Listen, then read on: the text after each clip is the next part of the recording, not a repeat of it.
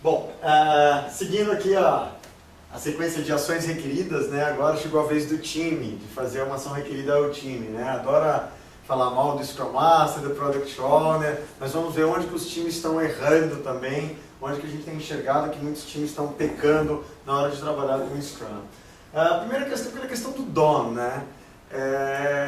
A gente vê na teoria todos os times, não, tem que entregar DON, realmente a definição de pronto, ela tem que ser seguida, etc. Mas quando chega no final da sprint, todo mundo numa correria ali, tentando, como diria um amigo meu, autoconvencer-se a si mesmo que aquele DON é algo que pode ser deixado de lado, né? Eu vi até uma empresa que eles criaram 3 definições, a definição de pronto, prontinho e prontão. Dependendo de como tivesse a sprint, eles escolhiam qual das versões de pronto eles iam utilizar. Então o pronto tem que ser um negócio que assim, o time não abre mão. Não importa se o PO falou que aceita a coisa não pronta, não importa se o Scrum Master falou que ali dá para relevar, é uma questão de honra até para o time entregar coisas que realmente estejam done, né?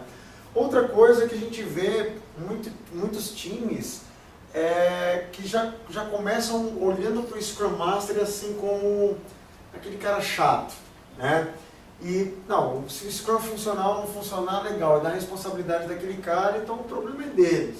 Então a gente vê assim, alguns times mais preocupados em fazer piada quanto ao Scrum da empresa do que quanto a colaborar com o Scrum Master na melhoria daquele Scrum.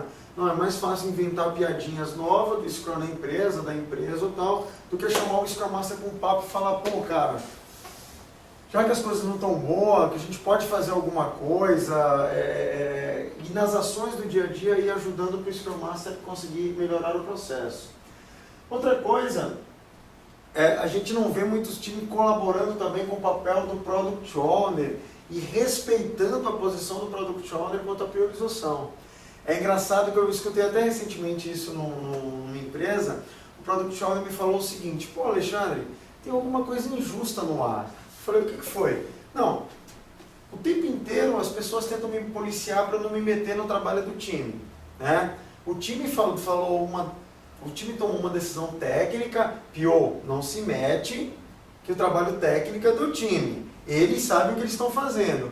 Pô, quando eu tomo uma decisão no produto e o time não concorda, é porque eu sou burro, é porque eu não entendo de produto, é porque... Então, eles não têm respeitado a minha posição quanto ao Product Owner. Eles não têm colaborado com a minha priorização e sempre eles me questionam. Então, por que eu tenho que respeitá-los tecnicamente se eles não me respeitam quanto a profissional de produto?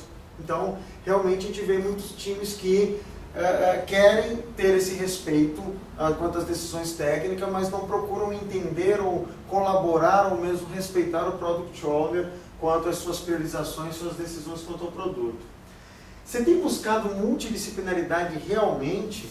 Que a gente vê também muito time que no discurso, não, nós queremos ser multidisciplinar, desde que o tester não faça parte do nosso time, né? Não, nós queremos ser multidisciplinar, desde que eu não tenha que me envolver com o trabalho daquele cara ali, né? Então isso não é uma postura de multidisciplinaridade, isso não é buscar realmente uma composição multidisciplinar do time. Então os times precisam refletir sobre isso também.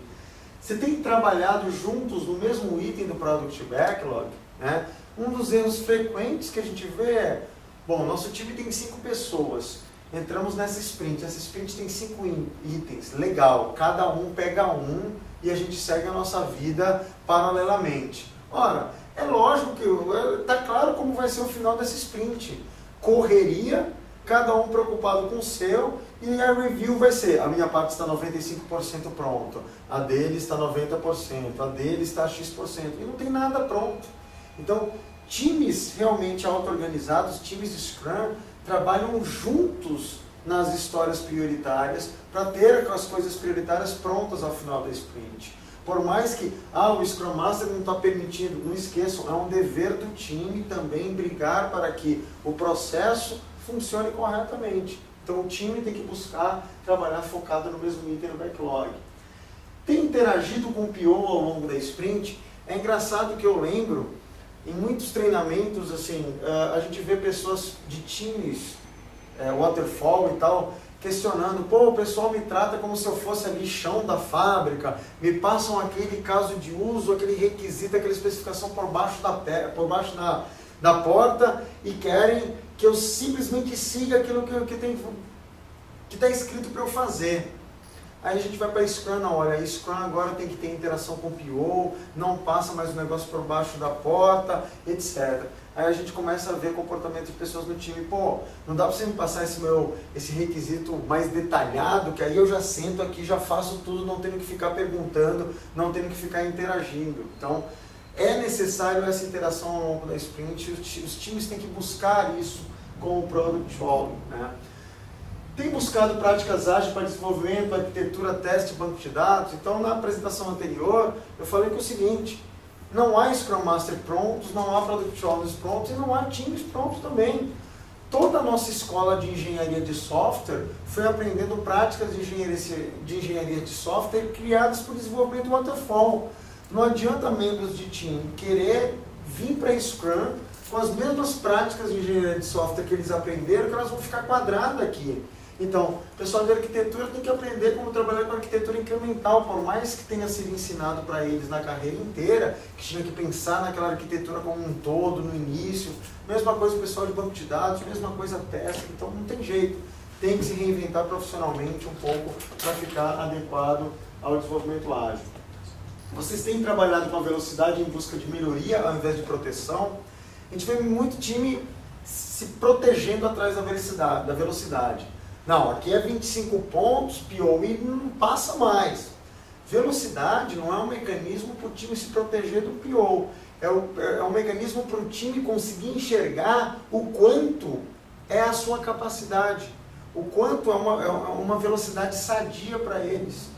Então, se o time está com uma velocidade de 25 e enxerga formas de chegar a uma velocidade de 30, o time não pode ficar e boicotar isso aí. Não, pô, depois vai ficar aquela pressão para ser 30 e tal, vamos manter o 25, que aí se der 27 a gente surpreende o cliente, né? Uma velocidade é autoconhecimento do time para descobrir o quanto é capaz de fazer. E não uma proteção para falar, ó, mais de 25 o PO não pode colocar. E por fim, o mesmo ponto. Vocês estão agindo ou vocês estão apenas reclamando? Mesma coisa que eu falei para o PO, mesma coisa que eu falei para o Scrum Master. Está ruim, ao invés de ficar fazendo piadinha, ao invés de ficar descobrindo, contando historinhas novas, procura forma de melhorar. Procura se envolver com os outros 3 papéis, com os outros 2 papéis e causar uma melhoria. Senão, não vale a pena você continuar trabalhando em algo que você não acredita que pode melhorar, né? Então, ação requerida para os times também, ok? Obrigado.